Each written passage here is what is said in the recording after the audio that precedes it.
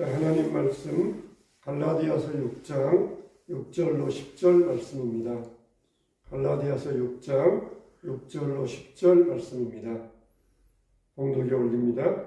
가르침을 받는 자는 말씀을 가르치는 자와 모든 좋은 것을 함께하라. 스스로 속이지 말라. 하나님은 업신여김을 받지 아니하시나니 사람이 무엇으로 심든지 그대로 거두리라. 자기의 육체를 위하여 심는 자는 육체로부터 썩어질 것을 거두고 성령을 위하여 심는 자는 성령으로부터 영생을 거두리라. 우리가 선을 행하되 낙심하지 말지니 포기하지 아니하면 때가 이름에 거두리라. 그러므로 우리는 기회 있는 대로 모든 이에게 착한 일을 하되 더욱 믿음의 가정들에게 할지니라. 아멘. 자, 오늘 위대한 삶이라는 제목으로 말씀을 전하도록 하겠습니다. 우리가 한 번 사는 인생을 보통으로 살지 말고 위대하게 살 수 있어야 됩니다. 그렇다면 보통 사람과 위대한 사람의 차이는 무엇일까요? 한 사람이 이런 이야기를 했습니다. 위대한 사람과 평범한 사람의 차이는 상당히 미미하지만 성공에 대한 긍정적 태도는 성공과 실패를 가르는 날카로운 칼이다. 이렇게 이야기를 했습니다. 또 이런 말도 있습니다. 본래 위대한 사람과 하찮은 사람은 없다. 다만 위대한 태도와 하찮은 태도를 가진 사람이 있을 뿐이다. 또 이런 말을 했어요. 위대한 사람들은 목적을 가지고 있다. 그렇지 않은 사람들은 소원을 가지고 있다. 이렇게 위대한 사람과 보통 사람의 차이, 이거는 아주 미미하게 백지장 한 장 정도의 차이가 되지 않는다는 것입니다. 바로 생각, 태도, 목적의 차이입니다. 잠언 4장 23절에도 보면은 무릇 지킬 만한 것 중에 더욱 내 마음을 지키라. 생명의 근원이 이에서 남이니라. 이렇게 말씀하셨습니다. 그러면은 성경에서 말씀하시는 위대한 사람은 어떤 사람이 성경적인 위대한 사람일까요? 첫째로 먼저는 위대한 사람은 위대한 생각을 품은 사람입니다. 마태복음 13장 24절로 26절에 보면 예수께서 그들 앞에 또 비유를 들어 이르시되 천국은 좋은 씨를 제밭에 뿌린 사람과 같으니 사람들이 잘 때에 그 원수가 와서 곡식 가운데 가라지를 덧뿌리고 갔더니 싹이 나고 결실할 때에 가라지도 보이거늘. 여기 보면은 좋은 씨는 하나님의 말씀입니다. 그리고 가라지는 나쁜 생각을 말합니다. 이렇게 사탄은 우리 생각 속에 나쁜 생각을 집어넣습니다. 생각 속에 무엇을 심느냐, 거기에 따라서 착한 생각을 가지면 착한 사람이 되고 악한 생각을 가지면 악한 사람이 되고 위대한 생각을 가지면 위대한 사람이 된다는 것입니다. 잠언 23장 7절 말씀에도 보면은 대저 그 마음의 생각이 어떠하면 그 미인도 그러한즉 그렇게 말씀하셨어요. 생각, 이 생각이 곧 그 사람이라는 것입니다. 사람의 마음에 생각하는 바대로 그는 그런 사람이다. 그런 뜻을 가지고 있어요. 그래서 사탄은 우리 마음속에 생각이라고 하는 나쁜 생각이라고 하는 정체불명의 가라지를 뿌리고 도망가 버립니다. 우리 생각 속에 이런 나쁜 씨앗이 뿌려지지 아니하도록 우리는 주의해야 될 것입니다. 이제 대학교 입학철이 되었습니다. 대학교 입학철이 되면은 대학교 교정에는 여러 집단들의 미혹이 있습니다. 아직 사회적인 경험도 없고 갓 고등학교를 졸업한 학생들이 대학에 들어가서 판단력이 부족한 학생들에게 집단 교육을 시켜서 이단자들을 만들어내는 것입니다. 그래서 잘못된 생각을 심어주어서 말도 안 되는 이단을 만들고 이슬람을 만들고 동성애자를 만들고 이방 종교인으로 만들어버립니다. 이렇게 한번 쇠뇌가 되면은 아무리 좋은 증거가 나타나도 그걸 좋은 채로 버리지를 못한다고 합니다. 그만큼 우리 마음속에 어떤 생각이 심어지느냐가 중요합니다. 중국의 한족 가운데 한 종족인 객가인이라고 하는 종족이 있습니다. 이 객가인이라고 하는 종족은 토르라고 하는 둥그런 집을 짓고 살면서 집단적으로 거주를 합니다. 그런데 이 객가인이라는 종족은 굉장히 교육을 중시하고 높은 문화적 소양을 가지고 있는 그런 종족입니다.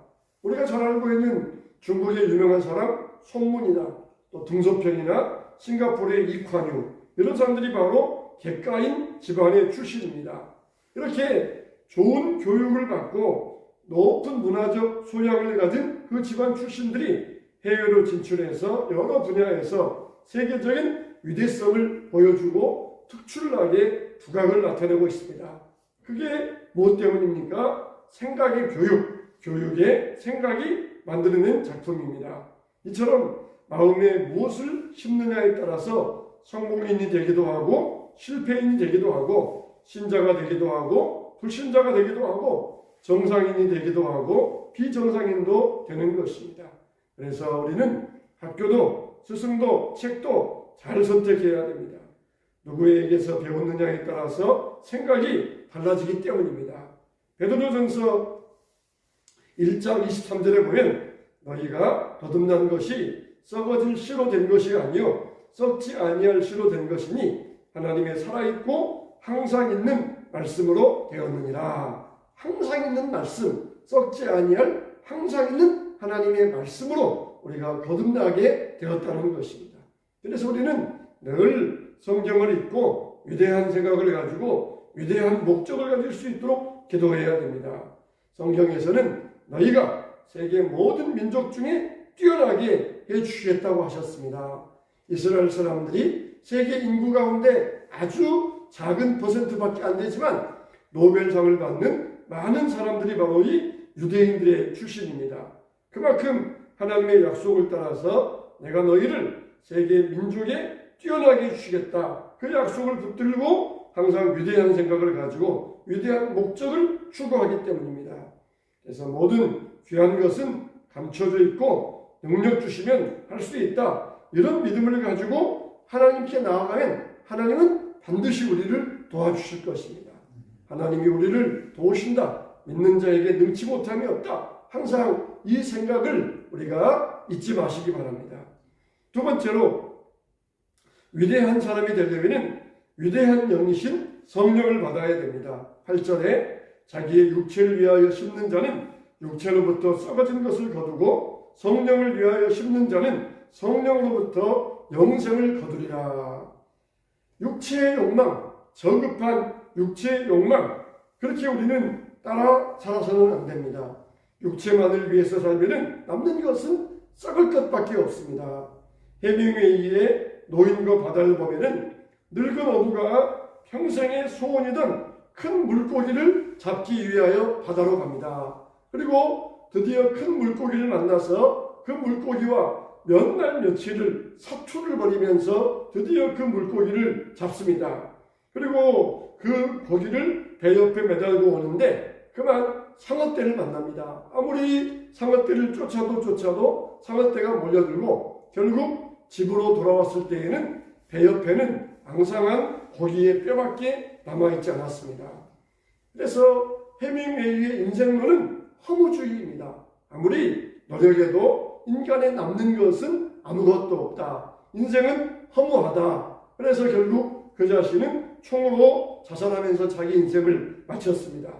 이게 뭡니까? 육체만을 위하여 사는 사람의 인생론인 것이 결국 허무주의, 아무것도 없는 것, 이게 허무주의자의 인생론입니다. 그러나 우리는 위대한 영이신 성령을 우리 심령 가운데 심어야 됩니다. 성령은 위대하시기 때문에 우리를 위대하게 만들어줍니다. 신약에서 가장 위대한 선교사, 위대한 신학자, 위대한 성경학자, 그리고 위대한 하나님의 일꾼, 이런 사람을 꼽으라면 바로 사도 바울을 꼽을 수가 있습니다.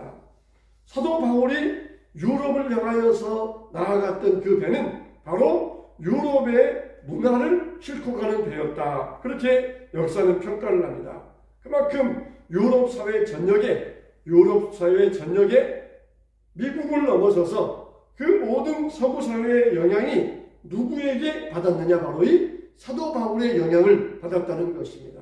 사도 바울이 복음을 전하면서 유럽 사회에 복음의 씨앗을 뿌리고 성령의 영향력을 나타냈을 때에 그 사회가 변화되었다는 것입니다. 이렇게 위대하게 쓰임받는 사람은 위대한 성령, 하나님의 성령으로 되는 사람입니다. 고린도전서 15장 10절에서 나의 나된 것은 하나님의 은혜로 된 것이니 자나깨나 은혜를 받았다는 것이에요. 나의 나된 것은 하나님의 은혜다. 그래서 성령의 은사 받은 자에 의하여서 세상은 다 달라지게 되어 있습니다. 거기 다윗과 같은 탁월한 정치가도 나오고 요셉 같은 위대한 사람도 나오고 다니엘과 같은 위대한 정치인도 나올 수가 있습니다. 우리는 위대한 성령을 받아야 됩니다. 성령님은 영원하신 성령님이셔요. 그러므로 우리를 위대하게 만들어 주실 것입니다. 세 번째로 우리가 위대한 사람이 되려면 위대한 꿈을 끝까지 잡아야 됩니다. 9절 말씀해 보니까 우리가 선을 행하되 낙심하지 말지니 피곤하지 아니하면 때가 이름에 거두리라. 이렇게 말씀하셨습니다. 우리가 모든 사람이 다 같이 위대한 하나님을 믿지만 끝까지 붙드는 사람이 승리하게 되어 있습니다. 하나님께서 꿈을 주셨습니까? 그러면 농부가 열매를 위해 인내하듯이 위대한 꿈을 가지고 계속해서 나아가시기 바랍니다. 믿음도 계속하고 사랑도 계속하고 전도도 계속하고 선행도 계속하고 노력도 계속하시기 바랍니다. 위기라고 하는 단어를 한자로 보면은 이 위험할 위 그리고 기회의 귀 그런 뜻을 가지고 있어요. 그러니까 위기라는 말을 말 그대로 풀어보면은 위험한 기회라는 뜻이 있습니다. 영웅은 이 글자대로 위기를 기회로 삼는 사람입니다. 시대가 영웅을 만들어냅니다. 그래서 영웅은 위기를 기다립니다. 위기가 오기를 기다렸다가 그 위기를 기회로 삼아서 영웅이 되는 것입니다. 우리는 위기를 당해도 낙심하지 말아야 됩니다. 진정으로 위기를 기회로 삼는 사람 가운데 하나가 중세시대에 엘리자베스 1세 여왕이 있습니다. 얼마 전에 죽은 그 엘리자베스 그 여왕의 멧대 선조 할머니 되는 그런 영국 여왕인데 이분은 정말 2000년 역사 가운데 정말 위대한 왕 중에 하나로 꼽히는 그런 사람입니다. 그런데 엘리자베스 1세가 여왕이 됐을 때에는 그때는 영국은 바이킹의 나라, 해적의 나라 그렇게 미미한 섬나라에 불과했어요. 대부분 스페인과 프랑스가 대서양 지역을 점령하면서 세계적인 나라로서 위세를 떨치고 있었습니다. 그런데 엘리자베스가 1세가 왕이 되었을 때 정말 그때는 위기의 연속이었습니다. 우선 엘리자베스 여왕은 출생부터 자기 아버지가 궁녀와의 사이에서 자기를 낳았습니다. 얼마나 이 자격지심이 많겠습니까? 자기 어머니는 정식 왕비도 아니고 궁녀로서 왕궁에서 태어난 사람이었어요. 그러다가 궁에서 쫓겨났고 그리고 메리에 의하여서 생명의 위협을 당했습니다. 그러다가 메리가 물러나면서 궁녀의 딸인 엘리자베스가 하나님의 섭리로 여왕으로 등극하게 됩니다. 그런데 왕위에 오르자마자 유럽에서 정말 막강한 경제력, 군사력을 자랑하던 스페인이 영국을 침략합니다. 스페인은 우리가 잘 아는 것처럼 무적 함대를 가지고 있어요. 그래서 궁정의 신하와 보좌관들은 스페인과 싸우지 말고 화친을 합시다. 평화를 제안하고 구걸해서라도 나라를 빼앗기지 않도록 전쟁하지 말고 평화롭게 해결하자고 그렇게 조언을 했습니다. 그렇지만 엘리자베스 여왕은 직접 자기가 갑옷을 입고 전쟁에 앞장서면서 병사들을 격려하고 작은 군대이지만 믿음을 가지고 사기를 가지고 병사들을 격려하면서 무적 함대 스페인 함대와 싸워가지고 스페인 함대를 물리칠 수 있었습니다. 스페인 함대는 도망쳤고 그리고 그때부터 대서양의 패권이 스페인에서 영국으로 넘어오게 되었고 영국은 황금기를 마련하게 되었던 것입니다. 여러분, 우리가 정말 환경이 또 삶이 우리를 속이고 실망케 한다 할지라도 우리는 절대로 중단하면 안 됩니다. 히브리서 13장 5절 말씀에 내가 결코 너희를 버리지 아니하고 너희를 떠나지 아니하리라 이렇게 말씀해 주셨어요. 결코 너를 버리지 아니하고 떠나지 아니하리라. 히브리서 10장 38절에도 나의 의인은 믿음으로 살리라. 또한 뒤로 물러가면 내 마음이 그를 기뻐하지 아니하리라 그랬어요. 믿음으로 산다. 믿음으로 살면 어떤 사람이라고요? 뒤로 물러가지 않는 사람이에요. 믿음은 오직 전진입니다. 2발 앞서갔다가 한 발 물러설 수 있지만 다시 3발 앞서가는 것. 이게 바로 믿음의 사람이에요. 믿음으로 사는 것은 뒤로 물러서지 않습니다. 뒤로 물러가면 내 마음이 그를 기뻐하지 아니하시겠다는 것이. 그래서 믿음으로 끝까지 계속하면 하나님께서 열매를 맺게 하여 주십니다. 우리는 위대한 꿈을 끝까지 붙잡아야 됩니다. 모세가 80세가 되어서 이제는 내 인생 다 막바지다. 내가 이제는 나이가 들어서 아무것도 할 수 없다. 그때 하나님은 모세를 찾아오셔서 그에게 새로운 사명을 주셨습니다. 만일 모세가 그때 하나님의 부름을 받지 않았으면 아마 80세로 자기 인생을 끝마쳤을 것이에요. 그런데 그때로부터 새롭게 하나님 사명 붙잡자 120세가 되어도 눈이 흐려지지 아니하고 기력이 청청할 수 있었던 것입니다. 사랑하는 성도 여러분, 우리 주님은 쓸모없는 자들을 불러서 성령으로 새로운 사람, 위대한 사람으로 만드시는 분입니다. 하나님은 우리에게도 동일하게 위대한 자로 살기를 원하십니다.